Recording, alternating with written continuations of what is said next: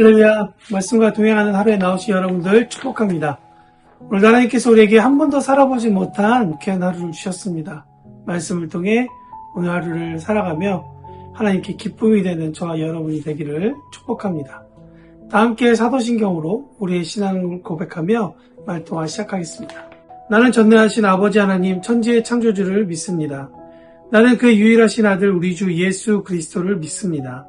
그는 성령으로 잉태되어 동정녀 마리아에게서 나시고 본디오 빌라도에게 고난을 받아 십자가에 못 박혀 죽으시고 장사된 지 사흘 만에 죽은 자 가운데서 다시 살아나셨으며 하늘에 오르시어 전능하신 아버지 하나님 우편에 앉아 계시다가 거기로부터 살아있는 자와 죽은 자를 심판하러 오십니다. 나는 성령을 믿으며 거룩한 공교회와 성도의 교제와 죄를 용서받는 것과 몸의 부활과 영생을 믿습니다. 아멘. 오늘 저와 여러분이 함께 나눌 말씀은 레위기 26장입니다. 일반적으로 레위기 26장의 요점은 축복과 저주에 관한 말씀이라고 합니다. 계명을 지키는 자에게는 축복이 임하고 계명을 지키지 않는 자에게는 저주가 임한다라는 것이 그 요지가 되겠습니다. 특히 26장을 읽어보면 10계명의 두 계명이 생각이 나는데요. 2계명과 4계명이 그 중심으로 이야기가 전개되고 있습니다. 2계명은 1절에 나와 있는 것처럼 우상을 만들지 말지니 조각한 것이 주상을 세우지 말며 너의 땅에 조각한 석상을 세우고 그에게 경배하지 말라는 말씀과 4계명에 있는 내용이 2절에 나와 있는 것처럼 내 안식일을 지켜 내 성소, 즉 하나님이 임재하시는 것을 말하죠.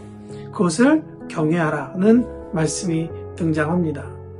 지키느냐 안 지키느냐에 따라서 농업이 주가 될 가나안 땅에서의 그 이스라엘의 삶이 철 따라 비가 내리고 땅은 산물을 내고 나무에서 열매를 얻는 것이 너무나도 풍성하게 얻게 되어서 배가 부르고 또한 적들로부터 하나님께서 보호해 주실 것이다 라는 것이 그런 어떤 축복을 받든지 혹은 안 지켜서 폐병과 열병 같은 전염병을 얻게 되든지 파종을 하지 못한 사건이 이루게 되든지 대적에게 패하거나 침략을 당하고 그마저도 율법으로 다시 돌아오지 않으면 회개하지 않으면 그 죄가 7배나 더 징벌된다라는 것이 골자입니다. 1차적으로 생각하면 축복을 받기 위해 우리는 우상 숭배하지 않고 안식을 잘 지켜야겠다라는 그런 생각이 듭니다.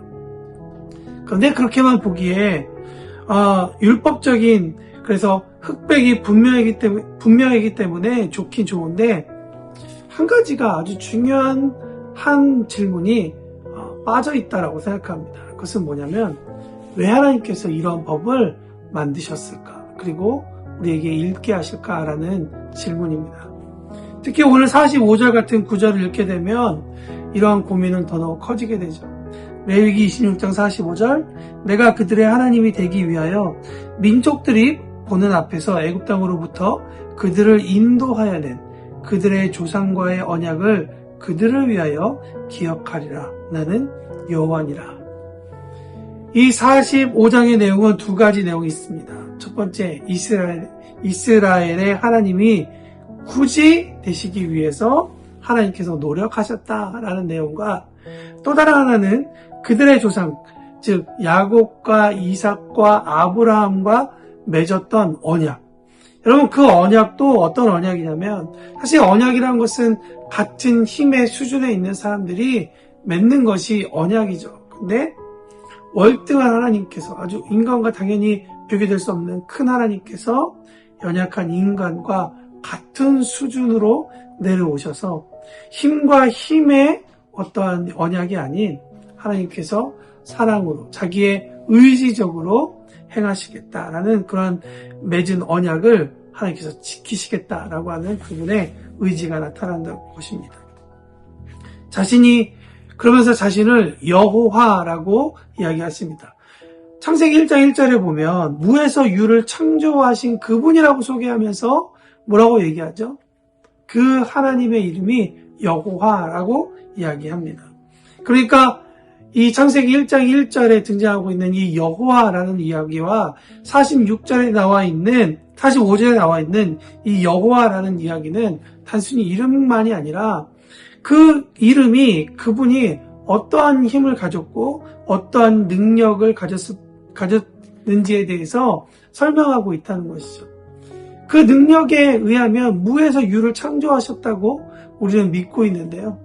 그렇다면 사람이라는 존재도 말 안 들으면 그냥 없애버렸다가 말 잘 듣는 사람만 있는 그러한 세계를 만들어도 충분히 만드실 수 있을 것 같은데 하나님 보면 참 그런 것도 하지 않으시는 그런 모습을 발견하게 된다는 것이죠.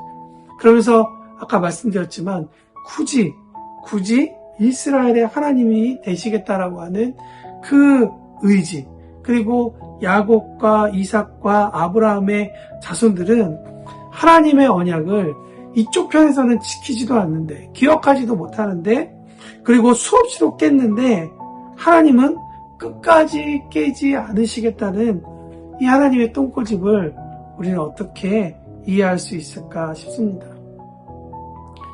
그런데 그 이유를 보니 이미 창세기 1장에 사람에 대한 그분의 정성과 사랑이 다 한 단어 가운데 포함되어 있었습니다.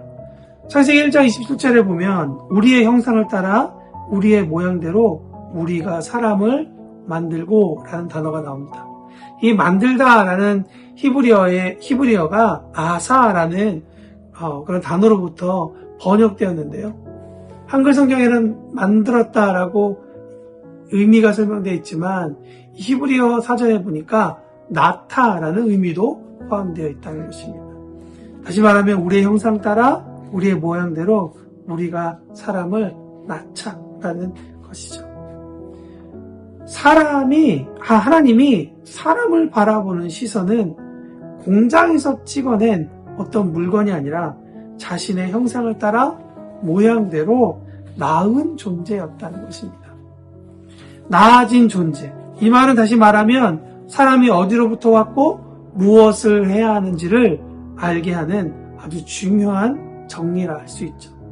이것은 우리가 기계적으로 옳은 것을 하고 복을 받고 그른 것을 하고 벌을 받는다는 복과 벌 사이에서 왔다 갔다 왕래하는 그런 존재로 평생을 살아가는 것이 아니라는 것을 이야기합니다.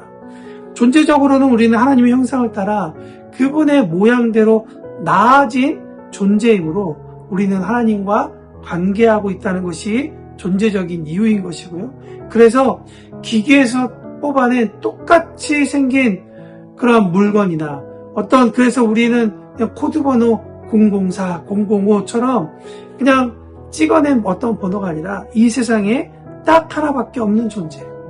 다른 사람과 같은 일을 한다고 해도 나만이 했고 나만이 하고 있고 나만이 하게 될 유일한 길을 만들어가는 존재가 바로 저와 여러분, 우리라는 사실을 꼭 기억해야 할 것입니다. 그러므로 레위기 26장에서 축복을 받기 위해 우상을 만들지 말라라는 관점으로 우리가 본문을 보는 것이 아니라 우리를 존재하게 하신 그리고 우리를 태어나게 하신 하나님을 의지하는 일은 선택이 아니라 어쩌면 자연스러운 것이고 그건 필수적인 것이다라고 말씀드려야 합니다. 너무나도 잘 알고 있는 예죠. 휘발유와 경유 차량. 여러분 차가 똑같이 생겼다고 해서 이 휘발유와 경유 아무나 넣을 수 있는 것이 아니라 제조된 공장에서 넣으세요라고 하는 그 기름을 넣어야 한다는 것이죠. 경유와 휘발유 둘 다 투명하죠. 그리고 만약에 그것을 똑같이 그릇에 놓는다면 저도 구별하기는 쉽지 않을 것 같습니다. 그래서 나는 경유와 휘발유 둘 다 투명하니 또 나는 이 둘을 구분할 지혜가 없으니 나는 그러한 것을 바라볼 수 있는 눈이 없으니 나는 아무거나 주의할래 하고 집어넣는다면 어떻게 될까요? 차는 망가지게 되죠. 망가지면 어떻게 되죠? 엔진을 갈아야 다시 달릴 수가 있게 되는 것입니다. 오늘 그 이야기가 레위기 26장의 내용이 아닐까요? 하나님을 의지하며 서두에서 말씀드린 것 같이 누리게 되는 많은 복이 있음에도 불구하고 이렇게 친절하게 복받는 법을 가르쳐 주심에도 불구하고 하나님이 아닌 거짓 하나님, 즉 우상을 만들어서 의존하는 이유가 무엇일까? 생각해보면 아마도 보는 것 때문에 그런 것 같습니다. 보는 것을 믿기 때문에 그렇죠. 얼마 전 우리가 묵상했던 이 출애굽기의 모습을 보면 이 설명이 아주 잘 나와 있는 것 같습니다. 이스라엘이 출애굽을 하면서 10가지 재앙의 시간을 보냈죠. 그리고 그들은 기적적인 모습으로 홍해를 지나오게 됩니다. 홍해가 갈라지면서 젖은 땅이 아니라 마른 땅을 걷게 되죠. 먹을 것이 없을 때와 마실 물이 없을 때 하나님께서 기적적으로 광야에서 먹게 하시고 마시게 합니다. 그들이 신은 신발은 광야를 이미 몇 달을 신었는데도 닳지 않았습니다. 옷은 해이지지 않았습니다. 그런 아주 기적적인 하나님께서 일하심을, 또 그들의 문제를 아주 기적적으로 해결해 주신 것을 경험했음에도 불구하고, 게다가 모세가 하나님과 시내산에서 그분의 율법을 받기 위해서 올라가는 동안, 그동안 시내산은 하나님의 영광으로 가득 찼는데요. 그 하나님의 영광으로 가득한 그 시내산 아래에서 이스라엘이 어떤 일을 했죠?